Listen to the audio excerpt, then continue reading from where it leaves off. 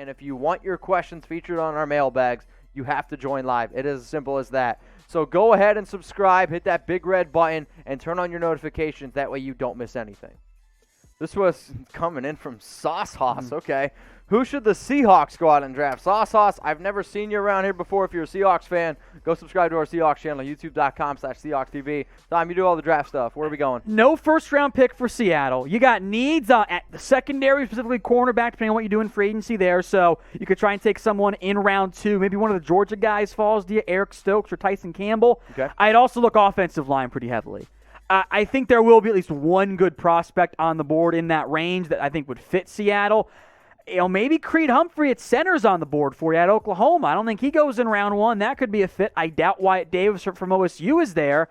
But I'm looking center and left guard on my offensive line, and maybe right tackle too, as I got to get a better offensive line regardless of what my offensive plan is going to be in terms of run or more pass.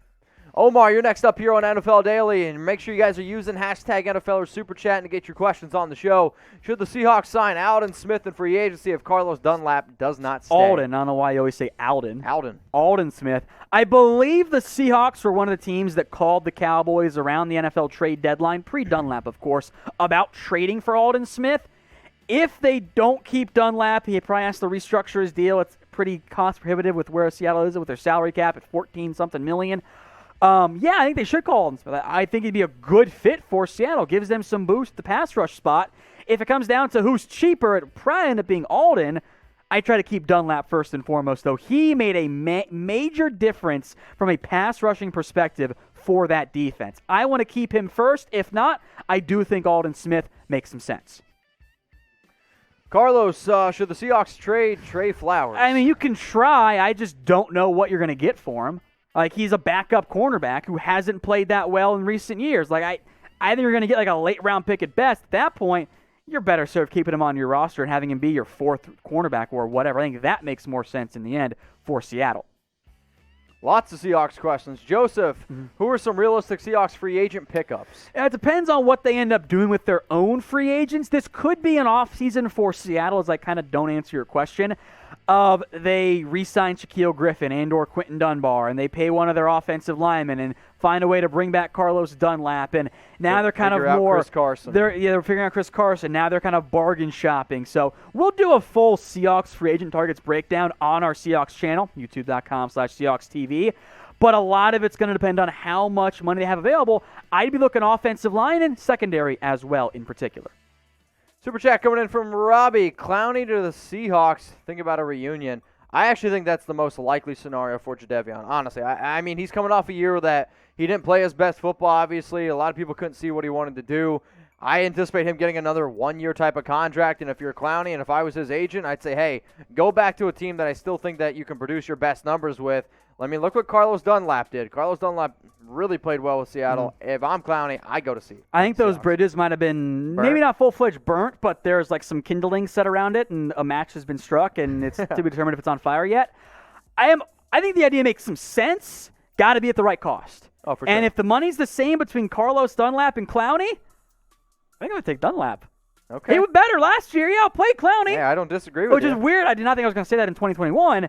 But I'm down to bring back Clowney. Has to be at the right price and substantially cheaper than what he got this past year because he didn't play as well as everyone expected him to. NFL fans, get yourself an NFL face covering. Hey, it's getting cold in January, no matter where you are. Woo. And not only can you look good, these things keep you really, really warm. So go to chatsports.com/stay safe. They come in packs from 1, 2, 3 to 4. And all we're trying to do here is make sure that we can go live normal lives and watch some normal NFL playoff games because, man, if there is one thing that I miss, it is that playoff atmosphere. So all we always try to do here at Chat Sports is find you all great deals, but also let's be smart. Let's do the right things. Go get yourself an NFL face mask. All 32 teams, again, all these sizes, it's basically one size fits all, and they're machine washable. Yes. Do the right things. Wear a face mask. It'll be in the comments section below and in the description. Chatsports.com/stay safe. Let's go to Lozran. There you go. Who can the Seahawks target to improve the offensive line? I mean, it depends on how much money you want to invest. If you want to spend significant money, a Taylor Motton at right tackle, a Brandon Scherf or Joe Tooney at guard makes some sense there. Maybe Corey Linsley, a center from the Packers. Draft-wise, I mean, shoot, take your pick of who you think might be there in round 2. That's always a little bit tricky, especially when you're drafting out to the top 50. So if I'm Seattle, I got to find a way to invest a little bit in the offensive line in free agency, so I'm not pigeonholed into taking the best available lineman in round 2. Best safety in the draft. Do you think it's Moehrig or Holland? Yeah, Moehrig. I think Trevon Moehrig out of Oregon TCU. or not out of TCU. I'm thinking of Holland out of Oregon. Yep. I think the TCU kid's the best one. Heck, Ardarius Washington, their other safety from TCU, is also a pretty damn good prospect. Holland didn't play this year, and he was almost a nickel safety hybrid. And I know he got some round 1 buzz early in the process, but as draft media guys got a little bit tighter on it, they're probably not going to be a round 1 guy. I think, frankly, none of these guys should go round 1. They should all be in that top 40, top 50 range to start. This one's coming in from Arthur Moyle. Was Jamal Adams worth giving up 2 first-round picks? It's a great question. I'm going to say no. They didn't win a Super Bowl. You gave up 2 firsts. Jamal was one of the worst cover safeties. Sure, they used him more as a linebacker, and, the 9 sacks, that's an incredible stat for a safety.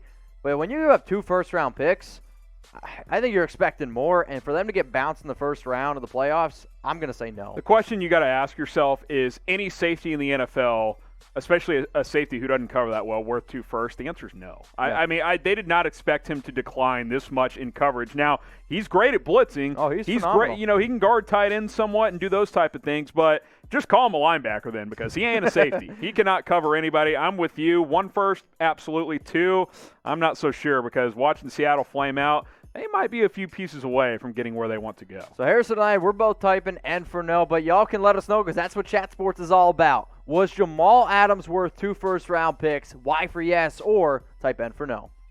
Seahawks fan, will the Seahawks sign J.J. Watt? They can't sign him. He's under contract. So the question there is, do you trade for him? Right now he's going to make about, I think it's like $17.5 million. Dead cap might actually be 0. It's though. 0. Yeah. I don't see Houston moving on from J.J. Watt. So if Seattle wants to give up a first-round pick, oh, wait, they don't have one for J.J. Yeah, they can't get him. They don't have the capital unless they cut him, which that would be stupid.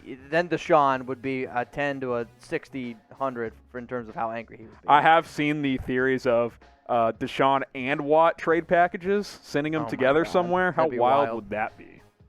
Super chat coming in, another one from Everett Thomas. Appreciate you, dude. What upcoming rookie will make the biggest impact in year 1? I mean, I don't want to say Trevor Lawrence. It's got to be Lawrence. But it's got to be Trevor If you take quarterbacks out of it, I think Penei Sewell is a 12-year left tackle. So whoever gets him, I think, is upgrading in a major way. At tackle, I'm trying to think of some dark horse guys. I think there's a lot of receivers in this class. I think there's 5 to 10 receivers that can be legitimate starters from day one. Obviously, the Smiths of the world, the Waddles, the Jamar Chases. I love Zaven Collins of Tulsa, the defensive player of the year. I mean, he's a fun player. Anytime you win defensive player of the year, that's fun to look at. But when you're a guy from Tulsa that wins defensive player, that's just they had a lot of good players on that defense randomly. They have a couple of corners who are good as well. So those are some names. Hey, we're going to cover it all. We'll cover all of draft coverage over the next few months, and stay tuned and subscribe.